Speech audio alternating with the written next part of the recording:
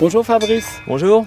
nous sommes ensemble aujourd'hui avec Sel et Poivre, une nouvelle émission culinaire pour le restaurant Turtal. Habituaire. Qui me reçoit? Voilà, donc on a décidé de se rencontrer, pas dans la cuisine, mais dans la nature, puisque notre restaurant propose des plats issus de notre nature, de notre vallée, des vallées d'à côté aussi, mais des artisans et producteurs locaux. Voilà, donc on va essayer d'élaborer un plat ensemble, avec la nature toujours en fond, voilà, c'est ça. Alors, on va aller dans la cuisine Voilà. et puis on va se préparer tout doucement. Ouais, bien, avant ça, on boit un petit coup, Un petit coup, et on fait mais un petit coup légèrement musical, Léger. il me semble. Légèrement, Musical. voilà, c'est ça. Ça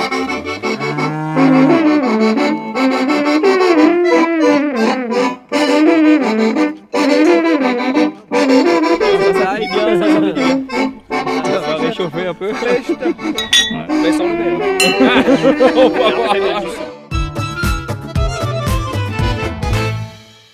Nous allons donc réaliser 2 recettes pour le Turtal qui fête les 3 ans cette année. Voilà, bientôt. Et à toi de me les présenter. En fait, sur une carpe, on a 2 filets. Alors, j'ai décidé de les faire de 2 façons, puisque la carpe est un poisson qui est connu sous certaines formes, mais pas toutes.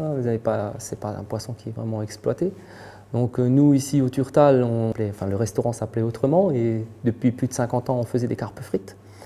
Et puis aujourd'hui, on a décidé toujours de continuer les carpes frites, mais aussi de servir notre fameuse carpe sous une autre façon, pas plus moderne, mais un peu plus légère, plus diététique au goût du jour, avec des légumes. Voilà. Donc on va la décliner sous 2 façons, la façon ancienne en carpe frite, en beignet, et puis la façon un peu nouvelle. On a appelé ça la carpe métissée au parfum méditerranéen. Méditerranéen. Donc cela consiste à utiliser des épices de la Méditerranée, je suppose. Épices et puis les légumes. Même si on les fait pousser dans notre vallée, on peut les utiliser avec les senteurs. Bien sûr, pas les olives, on ne les a pas ici, donc l'huile d'olive ne provient pas de la vallée de la Ture. Mais les légumes, en tout cas, on peut utiliser beaucoup de légumes alsaciens, même quand on veut faire du méridional. Alors ces fameuses carpes, elles sont originaires d'Alsace, je suppose. Elles viennent de quel coin? Alors là, les carpes qu'on reçoit, elles sont du Sungo. Du Sungo. En général, oui. Et là, on va travailler des carpes, d'ailleurs, qui sont vivantes, qui nous attendent dehors. C'est une question de C'est fraîcheur. le plus important sur un poisson, la fraîcheur. Y a-t-il à faire quelque chose de spécial par rapport à ces carpes? Ouais. Alors un conseil, si vous avez des carpes qui proviennent d'un étang, la carpe est plus ou moins un poisson de fond, donc il a tendance à avoir un petit goût de vase, surtout en été quand l'eau est chaude. Et donc ce qu'il y a lieu de faire, c'est quand vous prenez une carpe d'étang, c'est de la faire dégorger une demi-journée, voire une journée, donc la mettre dans de l'eau claire. Et votre carpe, après, n'aura plus ce fameux goût de vase. Voilà, d'accord. Et donc cette première recette, ce sont donc des légumes qui sont taillés, je crois, en cubes, il me semble. En cubes. Entre une brunoise, une mirepoix, voilà. Voilà, entre les deux. La taille n'est pas importante, c'est au goût de chacun. Donc on va aussi les saisir ou alors les suer à l'huile d'olive. On va les suer un petit peu à l'huile d'olive. Ouais. On va faire une ratatouille. Le principe de la ratatouille, je pense que tout le monde connaît les principes de base, voilà, de la ratatouille. Voilà. Et Madame Arbach, alors dites-moi un petit peu ce que vous faites en salle. Alors moi j'accueille les clients, je les sers, donc je suis au service et je m'occupe de la salle. De la salle, donc ça concerne aussi les vins, je pense. Oui. Vous gérez un peu la carte de vin. Les vins. Voilà. Et elle présente les plats aussi. Elle présente les... Oui, Ah, bien sûr, il faut présenter les plats. Parce que si vous ne présentez pas le plat, ça n'a pas de sens, ça n'a pas d'intérêt. Apparemment, il y a une relève qui est prévue un petit peu chez vous. Vous avez deux enfants, il me semble. Oui, une fille de 16 ans Oui. qui fait hôtellerie à Guébillère. Au lycée Stor. Et la deuxième, elle est encore au collège. Au collège, elle est encore un petit peu trop jeune, quoi. Oh, elle est plutôt axée sur la Elle est ferme. elle est plutôt ferme, oui. Elle aime bien tout ce qui est animaux. Voilà, elles ont chacune leur préférence. Il y a aussi une particularité chez vous, c'est que vous avez des viandes qui sont donc De notre de production. votre production, de votre ferme. Par séquence, oui, quand on passe une bête, on la décline entièrement dans le restaurant. Donc on va aller se préparer pour faire ces recettes. Alors allons-y. Allons-y. Alors Fabrice, on va démarrer cette carpe. Voilà, la Alors, carpe qui est c'est maintenant, qui ne nage plus. Qui ne nage plus, on l'a tuée. Elle est morte, voilà. Donc un coup de bâton derrière la tête, hein, je Voilà, pense. bien placé, bien situé. Et Pas trop haut ni trop bas, juste là au niveau de la cassure. Hein. alors c'est quoi comme variété? Alors là, on est sur une carpe miroir, hein, parce qu'on a différentes variétés de carpes. Donc vous avez les carpes qui sont pleines d'écailles, qui sont des carpes communes, carpes sauvages, donc qui sont difficiles à écailler. Après vous avez les carpes cuir, qui elles, à la place des écailles, ont une peau beaucoup plus épaisse, et c'est un peu embêtant quand on lève les filets. Et puis vous avez la carpe commune, la carpe traditionnelle, celle qu'on trouve le plus, qui est celle-ci. Donc on va l'écailler rapidement. Oui, alors je la tiens par les yeux, parce que c'est un moyen de la tenir sans se blesser, parce que la carpe a aussi des défenses, même morte, on peut encore se faire mal. Vous avez une défense là sur la nageoire dorsale, avec des petits crochets, et vous risquez une infection si vous plantez ça dans la main. Voilà, vous avez certaines carpes qui au niveau de la nageoire pectorale ont aussi des défenses, et aussi au niveau de la nageoire anale. Alors pour maintenir le poisson, moi je mets un doigt là au niveau des branchies, je m'aide aussi de la nageoire pectorale et j'ai le poisson bien fermement dans la main. Ensuite on utilise l'outil pour enlever les écailles. Donc bien lever les nageoires.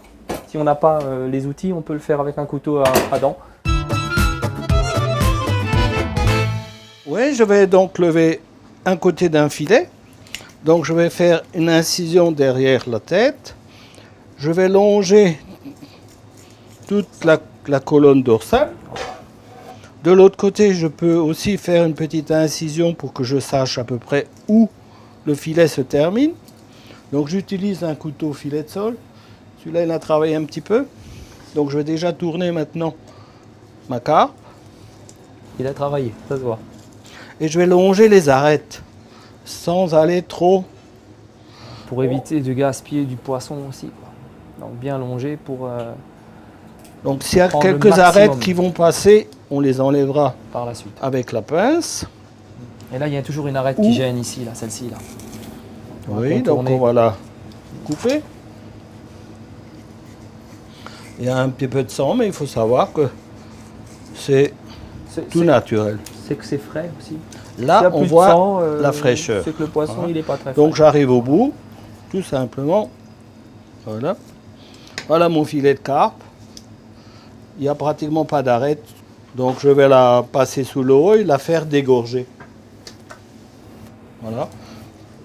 Ensuite, donc, on tourne dans l'autre sens et puis donc Fabrice va continuer. Ouais, bon, moi je vais prendre mon couteau à moi. J'en ai un autre.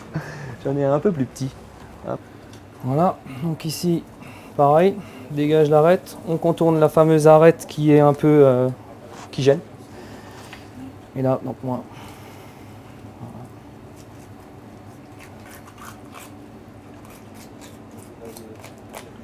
Pareil, on longe toujours l'arête dorsale. Et on décroche le filet.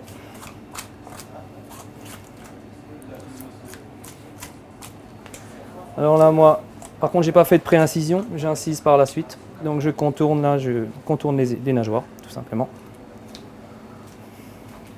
Voilà. Donc le filet qu'on va mettre avec celui du chef Paul à dégorger. Donc toujours travailler avec un minimum de pertes. On peut utiliser la carcasse éventuellement pour faire une soupe. On n'est pas obligé de jeter. Pour un des filets, on enlève la peau. Et bon, d'abord des arrêtés. Donc des arrêtés, façon professionnelle avec une pince.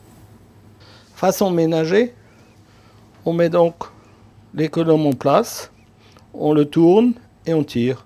Ça c'est la façon ménagère puisque la ménagère n'a pas toujours une pince. Donc on maintient le poisson et on tire dessus. Ça y est, c'est parti. Il n'y en a plus. Elle est là. Hein, voilà. Donc maintenant pour enlever la peau, on fait une légère petite incision avec le couteau à filet de sol ou un éminceur. C'est comme, on reste à plat. On lève pour voir si on est bien. Ça va? Ça va. Toujours rester à plat. On vérifie, il y en a un tout petit peu qui est passé au travers. Voilà, donc c'est là, les grands couteaux, c'est pour des grands filets, Voilà. il faut des grands couteaux. Alors on arrive à tout prendre. Donc là, je suis au bout. Je peux même aller dans l'autre sens. Oui, on récupère un petit morceau. Voilà, Voilà, Et- un beau filet. un beau filet. Donc celui-là, on va le prendre. Celui-là, pour- on va le prendre pour la version métissée. Métissée, Donc, d'accord. On va pas le... On va légèrement le parer, puisque c'est pas trop joli. Voilà. Donc le deuxième, Le deuxième, on va le tailler en lamelles. on la met. Avec la peau. Donc moi je commence par la queue. Pour avoir des lamelles toujours d'à peu près la même longueur, je commence à couper mes lamelles en biais. Parce que si j'avais maintenant commencé ici, on aurait un petit bout acheté qu'à là. Donc voilà. Et je redresse pour avoir justement quelque chose d'assez régulier. Alors la lamelle, il faut qu'elle ait à peu près toujours le même poids. Donc l'épaisseur sera variable en fonction de la longueur. On peut parer, on peut couper dans ce sens quelques-unes, et en fonction de l'épaisseur du filet. Pour qu'on ait toujours une longueur qui soit à peu près équivalente et un poids de chair dans le beignet. On a un petit nacré sur la chair du poisson, et là on voit la fraîcheur du poisson. La fermeté aussi, l'élasticité du poisson. Voilà, ça c'est les petits points clés. C'est les ingrédients donc de cette première recette. Petite ratatouille. Là, on est dans des saveurs estivales, hein, aubergines, courgettes. Et comme on l'a dit, on peut varier les ratatouilles en fonction des saisons. On peut faire des ratatouilles d'été, ratatouilles d'automne, ratatouilles d'hiver, avec du chou, des butternuts, avec une base quand même. On va rester pour que ça s'appelle quand même ratatouille, dans quelques légumes méridionaux. Hein. Donc l'ail, les tomates qui resteront la base. Kenzie nous beurre la plaque. Voilà. Bon, mets-le de l'autre côté. Comme ça. Ouais. Tu mets une petite pincée de sel, une petite pincée de poivre dessus. Une cuillère de ratatouille Par filet. par filet.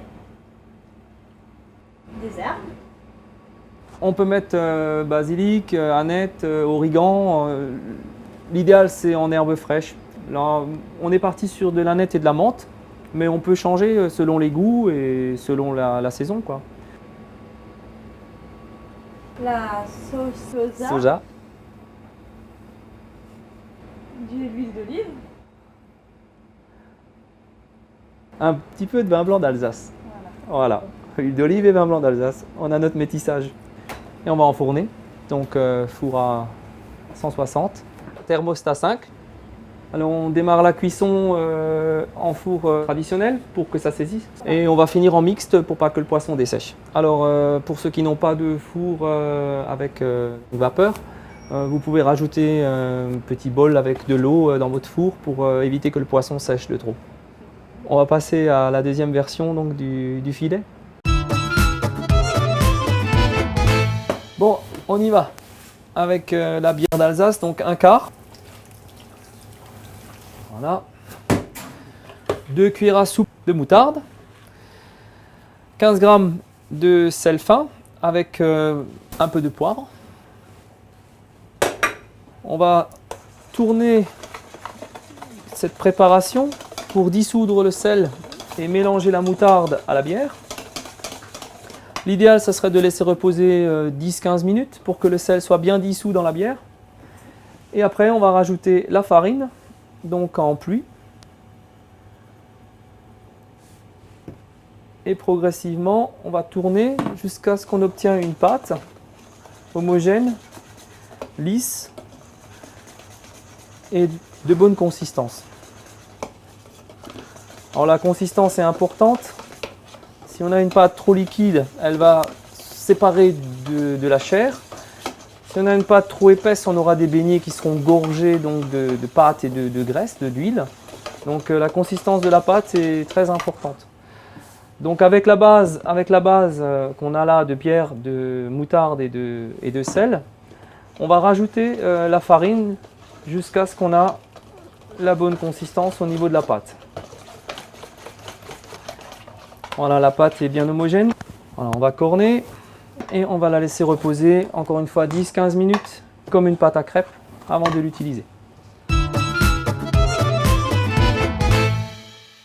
Ok, on va faire une petite frise. pour amener de la couleur, fraîcheur et du goût. Allez-y.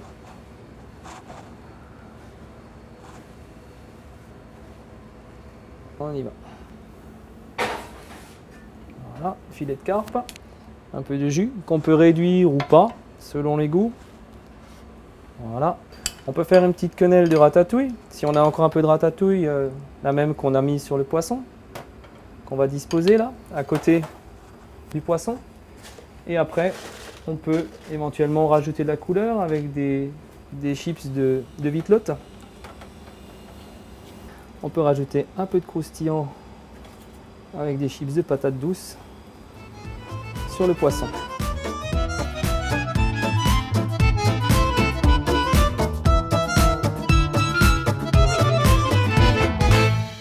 Fabrice, on va donc les mettre dans la pâte à frire. Pâte à frire, ouais, qui a reposé. Donc, avec les doigts, je vais les incorporer à la pâte, et doucement. Ensuite, on vient sur le rebord du saladier, du cul de poule ou du récipient. On enlève l'excédent de pâte et on plonge dans la friteuse. On lâche pas trop vite pour pas que le beignet va coller sur le panier.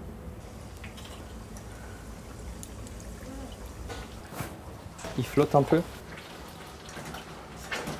À mi-cuisson, on va rajouter des frites qui ont cuisson un peu plus rapide. Des frites déjà préalablement blanchies. Voilà, on laisse dorer, hein, que ce soit les frites ou les beignets de carpe. Donc on va les sortir et on va les laisser égoutter et on va aussi attendre que l'ébullition se stoppe dans le beignet parce que tant qu'il y a une ébullition là dans le beignet, l'huile sort. Donc si vous les sortez maintenant, vous aurez toute cette huile sur l'assiette. Donc on va attendre quelques minutes. Voilà, on va les sortir.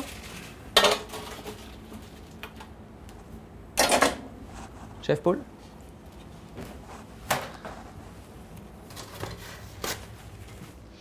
Alors je les dresse un petit peu en hauteur pour qu'elles fassent du volume. Relief, ouais. Une feuille de salade, du citron et des frites à côté. Frites maison. Naturellement, maison.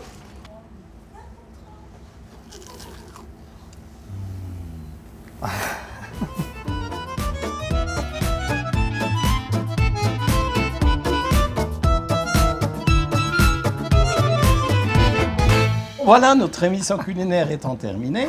Je remercie Fabrice de m'avoir reçu pour sel et poivre. Donc tout simplement, on va penser à saler et poivrer naturellement. Et pour remercier Fabrice de m'avoir reçu, donc je lui offre cette bouteille sel et poivre qui est à 20 €. Et donc, je porte un toast à son avenir. Bon, là, il faut que je lâche les Voilà. assiettes alors. Hein. Ah, voilà, à ta santé Fabrice. Merci. À la vôtre aussi. Sel et poivre. Et aux 3 ans Aux de 3 cette ans. maison.